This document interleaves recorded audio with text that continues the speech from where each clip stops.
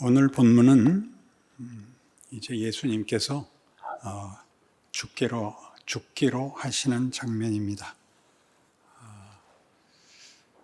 예수님의 죽음은 굉장히 뜻밖이고 이해가 안 되는 부분이죠. 제자들도 다 놀라고 당시에 예수를 따르던 모든 무리들도 그 배신감을 느꼈던, 그래서 분노했던 사건입니다. 그러나 예수님은 죽으십니다.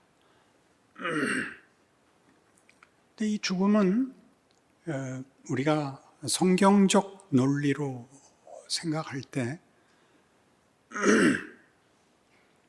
그 공생애에 행했던 모든 기적들과 연결해서 모순이 됩니다.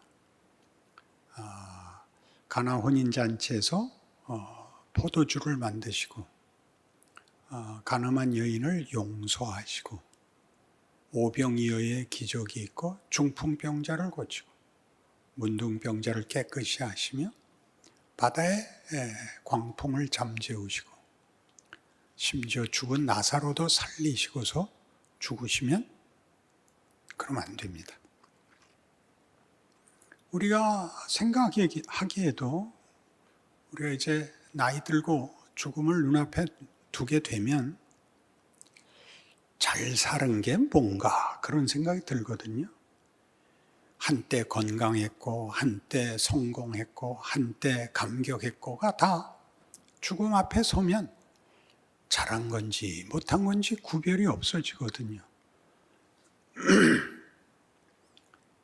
세상에서 보통 하는 말대로 다 그런 거야. 그냥 다 죽는 거지 뭐. 한탄하면 뭐해. 이렇게 말하는 것은 세상의 법칙이죠.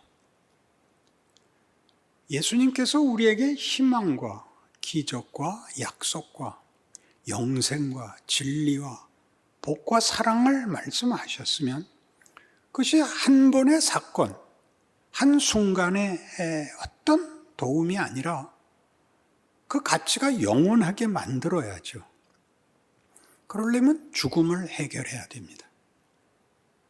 그러니까 그가 죽음을 해결해야 된다는 것은 우리가 다 공감할 수 있는데 죽음을 해결하는 게 아니라 그 죽음에 잡혀 죽습니다.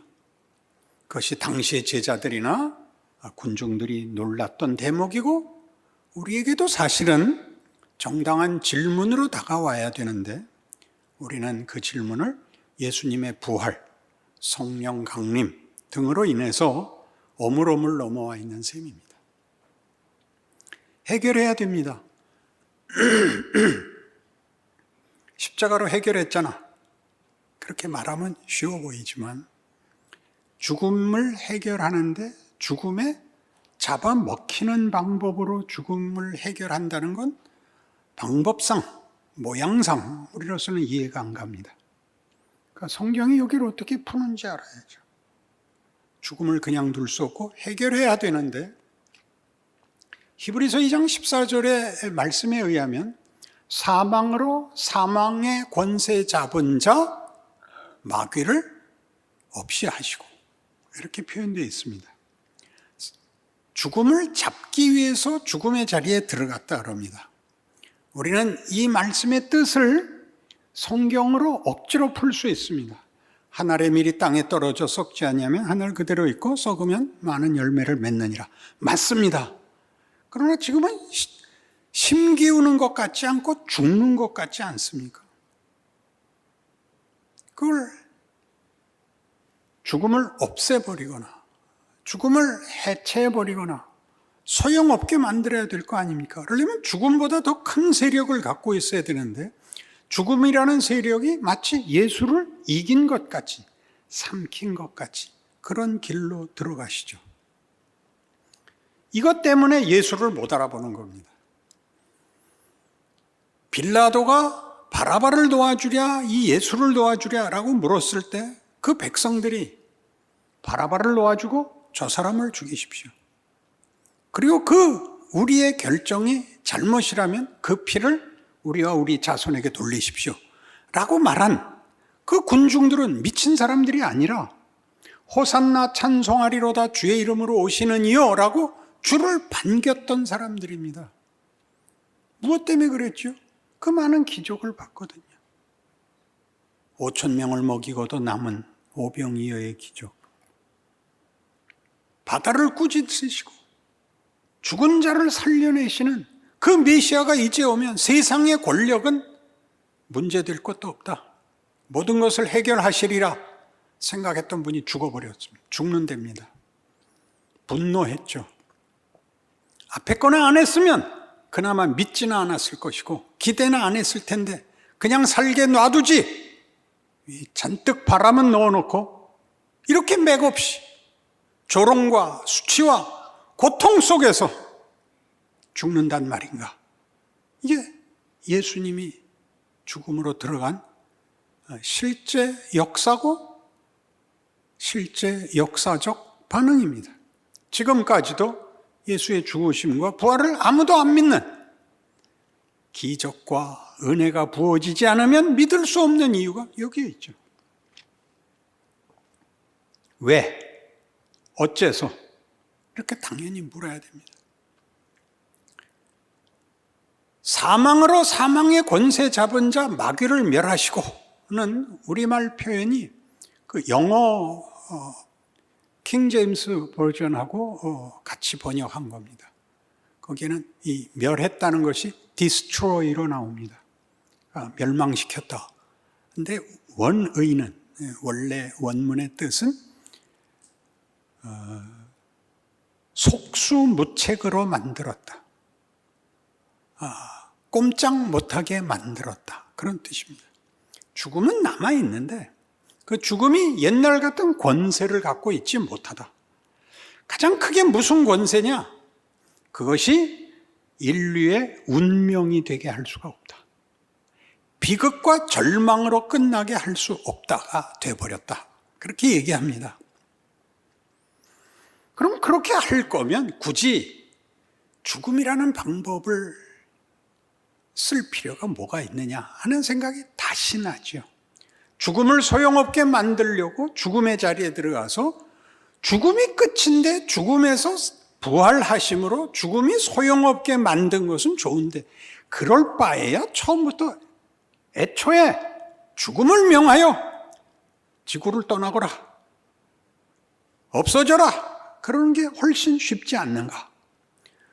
그런 질문을 하고 보면 실제로 구원 역사가 일어난 것이 죽음을 통과한 방법이었다면 죽음을 없앤 것보다 죽음을 통과한 방법에 하나님의 어떤 뜻이 있다, 더 깊이 생각해야 할 때가 있다, 이렇게 당연히 물어봐야 됩니다. 성경은 죽음에 대해서 고린도전서 15장에서 이렇게 말하죠. 사망아 너의 승리가 어디 있느냐? 사망아 너의 이기는 것이 어디 있느냐? 사망에 쏘는 것은 죄요. 사망이 일어나는 이유는 죄 때문이요. 죄의 권능은 율법이라. 죄는 잘잘못에 의해서 정죄가, 심판이 결정된다. 이렇게 얘기해 놓고 그 다음을 이걸 설명을 하지 않은 채로 맞바로 반박을 해버립니다. 이렇게 반박합니다. 그리스도 예수로 말미암아 이김을 주시는 하나님께 감사하노니 그러므로 나의 형제들아 견실하며 흔들리지 말며 주의 일에 더욱 힘쓰는 자들이 되라. 이는 너희 수고가 주 안에서 헛되지 않은 줄 알미로라. 이렇게 나옵니다. 죽음이 소용없게 되었기 때문에 뭐가 어떻게가 없고 예수로 말미암은 하나님의 이기심, 우리에게 주시는 이기심, 죽음과 헛됨. 죽음의 가장 큰 내용이 헛됨 아닙니까? 헛됨. 태어난 게 손해인 헛됨이 없어지고 우리에게 뭐라 그런다고요? 견실하며 흔들리지 말며 주의 일에 더욱 힘쓰는 자들이 되라. 이는 너희 수고가 그리스도 예수 안에서 헛되지 않은 줄 알미로라 입니다. 이렇게 예수님이 죽음을 통과하여 우리에게 준 것은 어마어마한 것인데 거듭 다시 반복해서 얘기해야 되지만 뭐 때문에 예수님이 죽음을 겪어서야 이 결과를 만드느냐 하는 건 여전히 남습니다. 그렇죠. 우리는 이 일이 일단 여기서 시작한 것임을 알아야 됩니다. 우리 생각에는 죽음을 이기려면 죽음보다 더 큰 힘이 있어야 된다. 그럼 우리 당연한 생각입니다. 그런데 예수님은 오셔서 우리의 당연한 생각에 도전하시는 거죠. 그게 오늘 본문에도 나오는 당시의 사람들이 예수를 믿지 않은 까닭은 이사야서에 예언된 대로다. 53장, 이사야 53장이 그것이었죠. 우리의 전한 것을 누가 믿었느냐? 여호와의 팔이 네게 나타났느냐? 누가 믿었느냐? 누가 상상을 했느냐? 누가 하나님이 이런 모습으로 찾아올 줄 기대했으며 이해할 수 있었겠느냐? 로 왔다고요. 초라하게 와서 그런 면도 있습니다. 그러나 아주 쉽게 하나님이 오시면 그 초월하신, 우월하신, 그 위대하신 그 권능으로 찾아올 것으로 생각했지, 우리에게 하나도 어떤 위압감을 주지 않는 우리 모습으로 우리의 형편과 조건 속으로 들어올 줄 아무도 몰랐습니다. 우리의 기대와 달랐죠. 그리고 이사야 6장을 인용하죠. 이사야 선지자의 소명을 받는 장면입니다. 우리를 위하여 누가 갈고? 제가 여기 있나이다. 저를 보내소서. 제가 가겠습니다. 너 가라. 그러나 하나 알아둬라. 네가 하는 말 아무도 들어도 보아도 깨닫지 못한다. 나는 그들이 듣고 회개할까 봐 겁난다. 그렇게 얘기하십니다. 그리고 그 응답이 예수입니다. 그리고 그의 죽음입니다. 이게 무슨 뜻일까요? 십자가에서 보듯이 왜 이 앞에 기적들을 행하신 이가 죽음을 감수하셔야 되느냐, 죽어야 되느냐 해서 우리가 턱 막히듯이 우리 현실, 왜 예수를 믿는데 안 믿는 자들보다 더 고단하냐? 내가 뭘 잘못했냐? 하나님은 왜 일을 이렇게 하시냐? 라고 우리 앞에 턱 막히는 이 현실, 우리 인생이 하나님이 말하는 겁니다. 너희는 봐도 모른다. 너희는 들어도 모른다. 너희들이 알고 깨닫는 수준의 타협점을 요구하지 마라. 이렇게 얘기하는 거죠. 너희는 상상도 못한 거다. 우리 오늘 본문에도 나왔던 겁니다. 오늘 43절에 그들은 사람의 영광을 하나님의 영광보다 더 사랑하였다. 우리는 이걸 쉽게 하나님을 안 믿고 자기를 믿어서 이렇게 이분법으로 나누는데 그런 얘기가 아니라 우리의 기대와 이상, 우리가 가지는 가장 완벽한 요구보다 너무 높아서 믿을 수도 없고 이해할 수도 없고 선택할 수도 없는 것이었다. 그걸 적나라하게 보이는 겁니다. 죽은 자를 살린 이가 사람 손에 의해서 죽임을 당할 수 있단 말이냐라고 도전하고 계시죠. 도전하고 있습니다. 왜 그렇게 도전하신다고요? 하나님은 우리가 한 반응과 우리가 한 결정을 하나님의 일하심에 수용하기로 하신 겁니다. 우리가 결과시킨 죽음을 하나님이 들어와 경험하시고 우리의 형편과 우리의 못난 자리에 당신의 이해와 공감과 참여를 이렇게 낮춰 내 옆에 옵니다. 그리고 우리에게 말합니다. 나와 함께, 내가 너와 함께 있는 자리까지 온 것 같이 너는 나와 함께 저 높은 곳, 저 크고 위대한 자리에도 함께 가자. 그렇게 설득하는 것이 죽음입니다.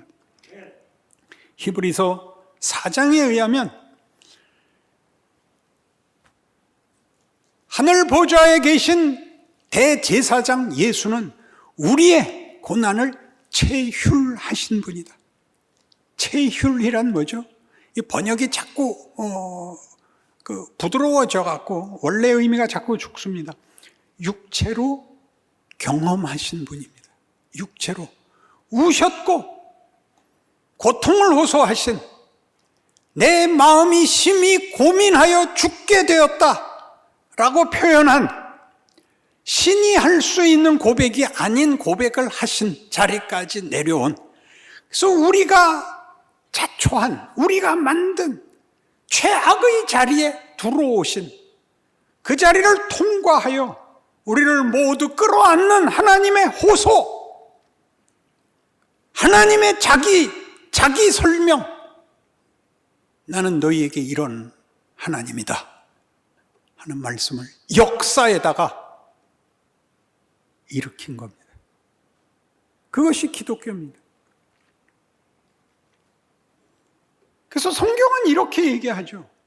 너희가 하는 모든 결정이 잘잘못으로 나뉘는 것이 아니라 그 모두를 허락하여 너희의 납득을 위하여 얼마든지 긴 시간, 많은 시행착오, 많은 기회를 주는 것이다.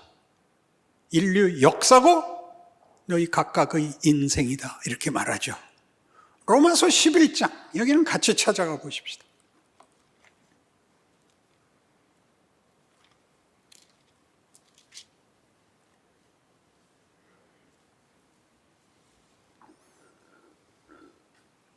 로마서 11장 30절.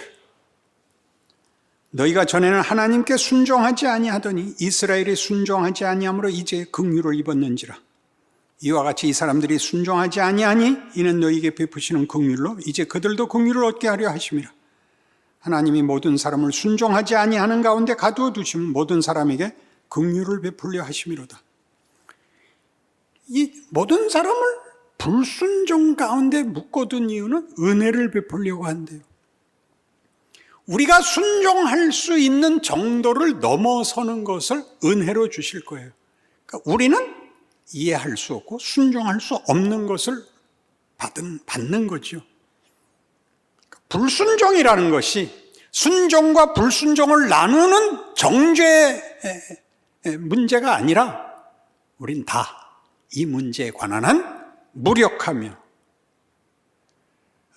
납득이 되지 않으며 쫓아갈 수 없는 일을 하나님이 하신다 라고 고백해야 하고 있다는 겁니다.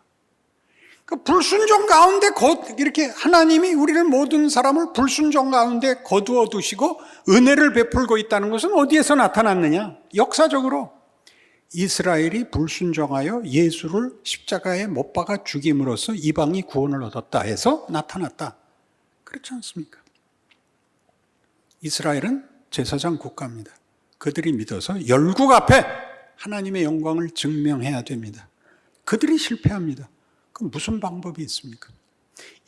이스라엘은 순종과 불순종 사이에서 불순종을 택하여 벌을 받았다 칩시다. 이방은 불순종이고 순종이고 간에 선택의 여지가 없는 그런 기회가 주어지지 않았던 데가 이들이 불순종해서 벌을 받는 것이 저들에게 구원이 됐다고, 마치 순종한 것 같이 상상을 뛰어넘는 거죠.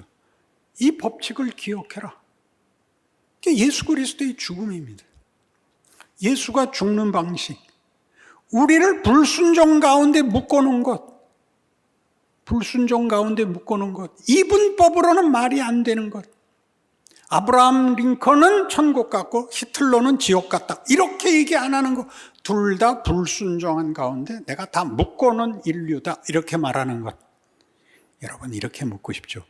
그럼 히틀러는 어디 간 거예요? 나 그 새끼가 천국 가 있으면 나 안 갈래요. 그거죠. 그거는 나중에 천국 가서 확인하세요. 그 모두를 하나님이 묶어서 예수를 유다가 팔아먹는 바람에 그 극이, 드라마가 절정을 가진다고요. 그러니까 로마서 11장이 하고 싶은 얘기는 우리가 순종했다 불순종했다 보다 더 큰 목적과 방법과 하나님의 의지가 작동하고 있다는 걸 잊지 마라. 너희는 그걸 아는 사람이어야 된다. 이렇게 우리를 격려하고 있는 것입니다. 그들이 모르는 자들, 믿지 않는 자들이 어떻게 됐느냐로 자기를 확인하려고 그러지 말고 그 모두가 잘못했다는 걸 아는 자리에서 너희는 순종한다는 게 무엇이며 은혜를 받고 더 나간다는 것이 무엇인지 영광과 자랑의 자리로 더 나가라. 이게 성경이 하고 싶은 얘기라고요. 예수님 채찍에 맞고 돌아가셨어요. 그거 좀 하지 말고 그래서 부활해서 야, 내가 세상 끝날까지 너희와 항상 함께 있을 것이다. 겁먹지 마라. 얼굴 표정 잘 지어라. 그걸 하라고요. 욕을 안 하고 있잖아요. 전부 앉아서 회개만 하고 앉았다고요. 회개하지 말고 나가라고요. 할 걸 하라고요. 잘못한 걸 지우지 말고 그 잘못이 나한테 작용해서 오늘은 더 낫고 내일은 더 나아지라고요. 목사님 성질 부리지 마세요. 네. 기독교가 뭘 하고 있는지를 몰라요. 잘못에 다 묶여 있다고요. 쟤는요. 베드로가 그랬다. 욕 직사게 먹은 거 알죠? 끝에 너 나중에 네가 원치 않는 죽음을 당한다. 너 남들이 너 묻고 너를 죽일 것이다. 쟤는요. 너나 잘해. 기억나시죠? 우리 남포교회 2000 몇 년도 그때 표였는데 그죠? 그 이상 과격한 표가 없어서 뒤를 잇지 못했죠. 여러분의 삶을 새삼스럽게 보라고요. 그래서 이 문제를 그 결론이 여러분 이렇게 놀랍게 가죠. 33절 깊도다 하나님의 지혜와 지식의 풍성함이요 그의 판단을 헤아리지 못할 것이며 그의 길은 찾지 못할 것이로다. 누가 주의 마음을 알았느냐 누가 그의 모사가 되었느냐 누가 주께 먼저 드려서 갚으심을 받겠느냐 이는 만물이 주에게서 나오고 주로 말미암고 주에게로 돌아감이라. 그에게 영광이 세세히 있을지어다. 아멘. 얼마나 놀라운 선언입니까? 하나님은 우리의 상상을 뛰어넘습니다.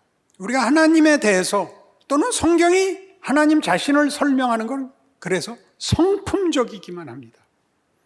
자비롭고 은혜롭고 노하기를 더디하고 인자와 진실이 풍성한 하나님입니다. 우리같이 잘잘못에 묶여갖고 진심일까? 아첨일까? 속이는 걸까? 이런 데 묶이지 마시고 하나님의 사람으로 우리가 살아가는 인생 속에서 예수를 믿습니다라고 고백하게 만드시는 것이 무슨 뜻인지를 알아야 돼요. 우리가 믿는 하나님은 그 아들을 보내어 십자가를 지게 한 하나님이라는 것을 기억하는 것.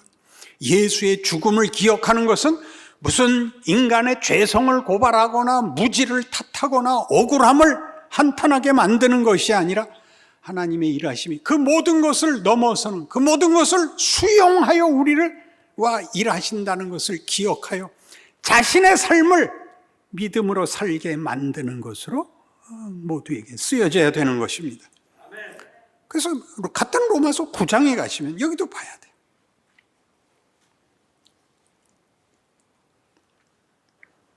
로마서 9장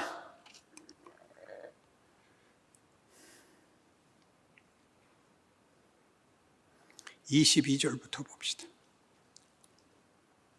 만일 하나님이 그의 진노를 보이시고 그의 능력을 알게 하고자 하사 멸하기로 준비된 진노의 그릇을 오래 참으심으로 관용하시고 또한 영광 받기로 예비하신 바 긍휼의 그릇에 대하여 그 영광의 풍성함을 알게 하고자 하셨을지라도 무슨 말을 하리요? 이 그릇은 우리니 곧 유대인 중에서뿐 아니라 이방인 중에서도 부르신 자니라. 이게 무슨 얘기 끝에 나오는 거냐면 바로 얘기를 하다 나와요. 바로는 뭡니까?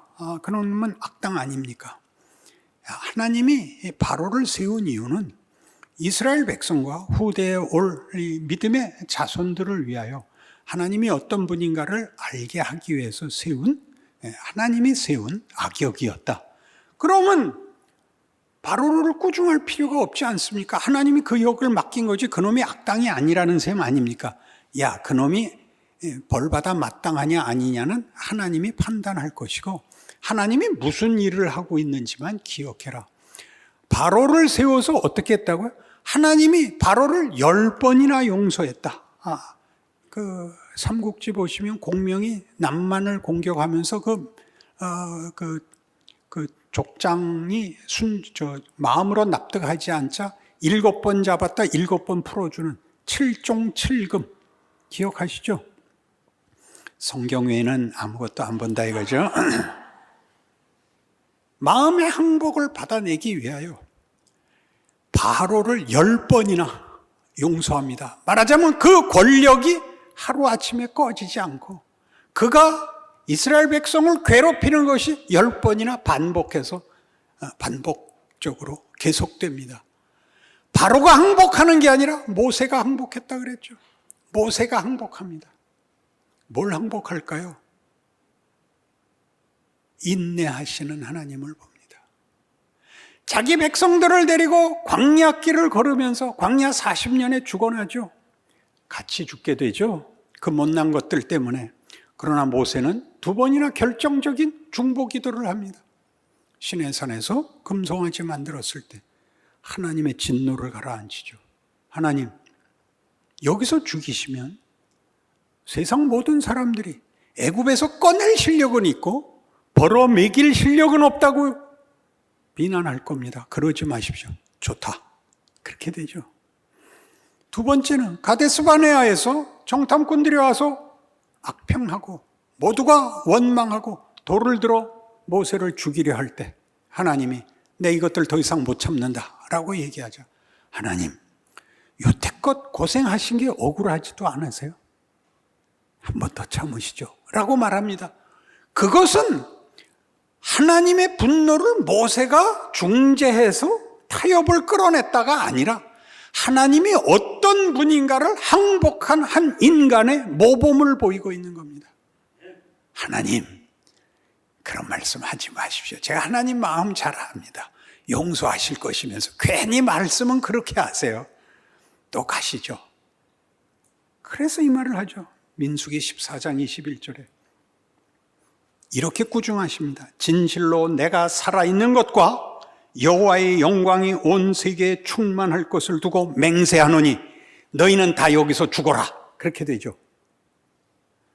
너희 불순종한 홍해를 건넌 것들은 다 여기서 죽어라. 너희는 가나안 못 들어간다. 후손들만 들어간다. 이렇게 되죠. 그래서 우리는 여기가 하나님이 진노한 것으로 보입니다. 그러나 이제 다시 보세요. 이런 뜻입니다. 그래, 너희의 역할은 여기서 끝내자. 너희는 악역으로, 너희는 실패로, 그리하여 너희 후손들이 살찌게 하라. 이렇게 됩니다. 그런 해석이 어디서? 고린도전서 10장에서 너희 조상들이 광야길에서 불순종하여 다 죽어나간 것을 기억해라. 이 사건을 기록한 이유는 후대의 교훈이 되게 하려고 기록한 것이니라. 히브리서 3장에서도 얘기합니다. 너희는 예수를 믿고 하나님의 자녀가 되었으면 순종해라. 너희 선조들이 광야에서 불순종하여 승리와 영광의 자리까지 가지 못한 것 기억해서 너희는 나은 후손이 되라 라고 그들이 죽어서 욕먹어서 끊임없이 후손들을 위한 밑거름과 역량이 되고 있습니다. 그들은 억울하다고요? 아니요. 그들도 쓰임받고 있습니다. 예수께서 하늘에 썩는 미랄이 된 것 같이 우리 보고 너희가 산 삶의 열매를 보자고 하지 말고 너희가 심기우는 씨앗으로 살아라. 너희 자신과 너희의 삼키워진 뿌려진 씨가 어떤 영광을 만들어내는지 예수 안에서 본 것 같이 너희도 보는 날이 온다. 그 인생을 나와 함께 살자. 이렇게 얘기하는 것이 예수님이 죽음의 길을, 십자가를 지시는, 우리에게 요구하는 아무든지 나를 따르려거든 자기를 부인하고 자기 십자가를 지고 나를 쫓을 것이니라 가 가지는 비장함이 아니라 하나님의 엄청난 기적이요, 지혜요, 권능이요, 우리 인생이라는 존재가 가지는 위대한 정체성인 것입니다. 이 위대함이 우리 모두의 운명이 되는 기적의 삶을 살아내시는 성도 여러분들 되시기를 바랍니다. 기도하십시다. 하나님 아버지, 우리의 삶이 죽을 것 같아서 밤낮 원망하고 있었는데 이것이 하나님이 요구하시는 십자가의 길이라고 합니다. 우리가 죽는 것이 삼키워지고 소멸되는 것이 아니라 실패와 잘못된 것도 아니고 많은 열매를 맺는 하나님의 신비라고 배웁니다. 그 삶을 살아내는 우리 되게 하여 주옵소서. 우리 서로 격려하고 이 역사와 인류의 운명이 우리 손에 있는 줄 아는 기도하는 하나님의 사람들, 충성하고 인내하고 용서하고 주 앞에 무릎 꿇는 하나님의 손길들이 되게 하여 주시옵소서. 예수님 이름으로 기도합니다. 아멘.